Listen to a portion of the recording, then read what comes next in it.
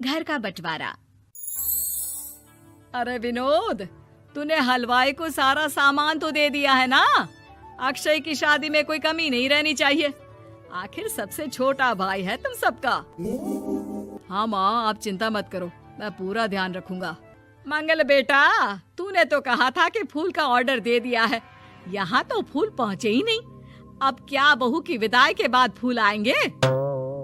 माँ, मैंने अभी बात की है फूल वाले से, वो रास्ते में ही है। आप किशोर भैया से क्यों नहीं कहती कुछ करने को? किशोर पहले ही मेरे बताए काम कर रहा है।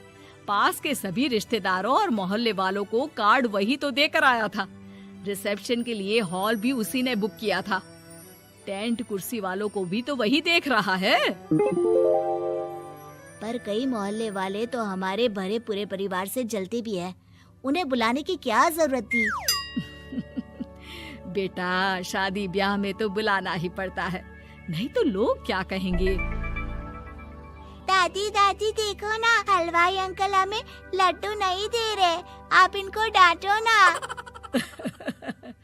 अरे चैन सुख दे देना बच्चों को लड्डू, क्यों तंग कर रहा है इन्हें? बीबी जी, मैं कहाँ मना कर रहा हूँ, लेकिन लड्डू बनते ही ये बच्चे उठा उठा कर खा लेते हैं। अरे मैं तो इन्हें थाल में रख के परोस भी नहीं पा रहा। भागो, अब कोल्ड ड्रिंक पीने चलते हैं। भागो भागो, अब कोल्ड ड्रिंक पीने चलते हैं। जैसे कि आप देख रहे हैं, आज इस घर के सबसे छोटे बेटे अक्षय की शादी है। घर में बहुत चहल पहल है। कुलभूषण की बीवी कमला को फुर्सत ही नहीं है कामों से, लेकिन कुलभूषण और घर के बाकी लोग कहाँ हैं? आइए देखते हैं। अजी, आप यहाँ आराम से बैठकर गाने सुन रहे हो और घर में अभी तक इतने काम बचे हैं करने को। अरे भाई, मेरे सबसे छोटे बेटे की शादी है, इसके बाद तो मैं अब चिंता मुक्त हो ही जाऊंगा।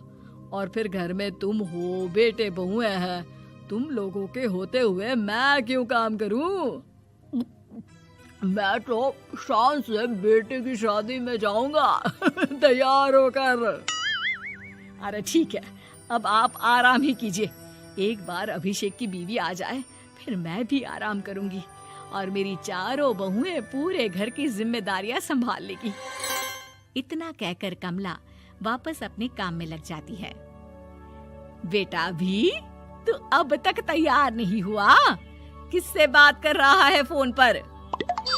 तैयार कैसे हूँ? सैलून जाने से तो आपने मना किया है, क्योंकि मुझे हल्दी लग चुकी है। भाभीयों को देखो, सुबह से पार्लर में है। अक्षय की शादी हो जाती है और नंदिता बहू बनकर घर आ जाती है, लेकिन इस घर की खुशियों को मानो किसी की नजर लग गई थी। नंदिता के आने के बाद आए दिन घर की शांति भंग होती रहती। अपने माँ बाप की इकलौती बेटी को इतने बड़े परिवार की जिम्मेदारियां कहाँ संभालनी थी? अभी देखो ना, मेरे हाथों की मेहंदी भी अभी नहीं उतरी है और तुम्हारी मम्मी ने मुझे घर के कामों में लगा दिया। मैंने सोचा था कि घर की सबसे छोटी बहू होने के कारण मुझे सब पलकों पर बिठा के रखेंगे, पर यहाँ तो पलक झपकने की भी फुर्सत नहीं मिलती। देखो नंदू, शादी के पहले ही मेरे घर वालों ने तुम्हें और तुम्हारे पेरेंट्स को बता दिया था कि मैं जॉइंट फैमिली में रहता हूँ, तो फिर अब ये शिकायत क्यों? और फिर तुमसे पहले मेरी भाभी भी तो आई थी शादी करके, उन्होंने तो कभी कुछ नहीं कहा। नंदिता तब तो चुप हो जाती है, लेकिन ऐसा बहुत दिनों तक नहीं चलता। अरे नंदिता, माँ बाबूजी की दवाई का टाइम हो गया है, उन्हें दवाई दी आओ और उसके बाद सबके लिए नाश्ता बना देना। पर भाभी, मैं तो अभी अपना फेवरेट सीरियल देख रही हूँ, प्लीज मेरी जगह आप कर लो ना ये काम। ठीक है, मैं तेरी जगह माँ बाबूजी को दवाई दे आती हूँ और नाश्ता बना लेती हूँ। तू मेरी जगह पूरे घर की डस्टिंग करके 5 बच्चों को स्कूल के लिए तैयार करके भेज देना और दोपहर का खाना बनाने के बाद कपड़े धोकर सुखा देना।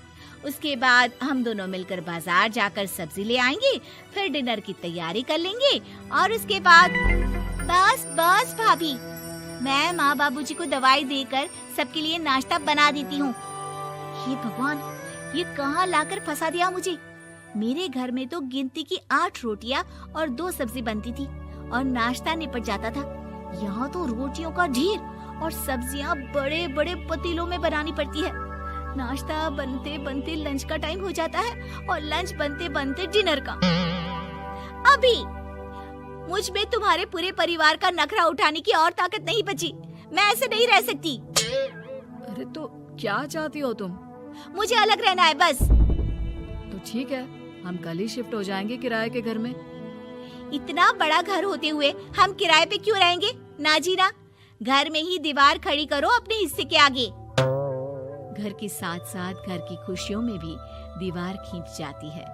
ऐसे ही कई महीने बीत जाते हैं और नंदिता माँ बन जाती है। बच्चे के आने से अभिषेक के कंधों पर खर्चों का बोझ आ पड़ता है। अभिषेक का बोझ कम करने के लिए नंदिता भी पार्ट टाइम जॉब कर लेती है, लेकिन इससे उसके सर पर नौकरी, घर और बच्चे की जिम्मेदारी बढ़ जाती है। नंदिता, ये क्या है? तुमने घर भी ठीक से साफ नहीं किया, ना ही मेरे कपड़े धुले हैं। चिंटू के बाल भी कटवाने जाना था, देखो उसके बाल कितने बढ़ गए हैं।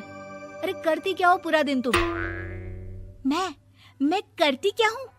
तुम्हारा नाश्ता और लंच बनाने के बाद चिंटू को डे केयर सेंटर पर छोड़कर आती हूँ, फिर खुद ऑफिस जाती हूँ।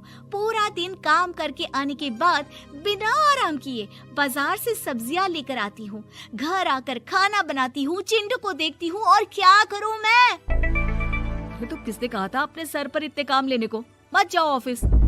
ऑफिस जाए बिना घर के खर्चे कहाँ से पूरे होंगे? चिंटू की डे केयर का खर्च, उसके लिए बेबी फूड का खर्च, प्रेस वाले का खर्च, ये सब तुम्हारी सैलरी से होता नहीं है। अगर परिवार से अलग नहीं होती तो इतनी मुसीबतें नहीं उठानी पड़ती तुम्हें परिवार के साथ मिलकर काम करने में दिक्कत थी, लेकिन काम तो अब भी बहुत है तुम्हारे सर पर। चिंटू को भी डे केयर भेजने की जरूरत नहीं पड़ती। उसको गोद में खिलाने के लिए दादा दादी और घर के सभी बड़े होते। उसके साथ खेलने के लिए उसके भाई बहन भी होते। मेरे तीनों बड़े भाइयों के बच्चे भी बड़े हुए हैं, लेकिन बिना महंगा बेबी फूड खाए, क्योंकि मेरी माँ और भाभियाँ बहुत अच्छे से जानती है कि बच्चे को क्या खिलाना चाहिए। बिजली के बिल जैसे खर्चे भी सब मिलकर बांट लेते थे, लेकिन तुम्हें तो सबसे अलग रहने में ही मजा आता है, तो अब शिकायत क्यों करती हो? बस करो अभिषेक, बस करो। मैं मानती हूँ कि मैं गलत थी। मेरे एक गलत फैसले ने हमें बिल्कुल अकेला कर दिया है सबसे। एक घर में होते हुए भी हम बाकी परिवार से अजनबियों की तरह रह रहे हैं। अभिषेक और नंदिता की सारी बातें घर के बाकी लोगों को सुनाई दे रही थी। तभी कमला बोल पड़ती है। अरे नंदिता बहू, किसने कहा कि तुम अकेले हो? तुम्हारा इतना भरा पूरा परिवार है ना तुम्हारे साथ। हम तो बस ये चाहते थे कि तुम अपनी गलती समझ जाओ। अगर हम तुम्हें समझाते तो शायद तुम ना समझती, लेकिन अपनी गलती का एहसास तुम्हें खुद हो गया है, तो अब तुम समझ चुकी हो परिवार में एक साथ रहने का मोल क्या होता है। मम्मी जी, मुझे माफ कर दीजिए, अब ऐसा दोबारा कभी नहीं होगा। अरे माफी बाद में, पहले मेरा पोता जरा मेरी गोद में तो दे, और तू जाकर सबके लिए चाय बना ला।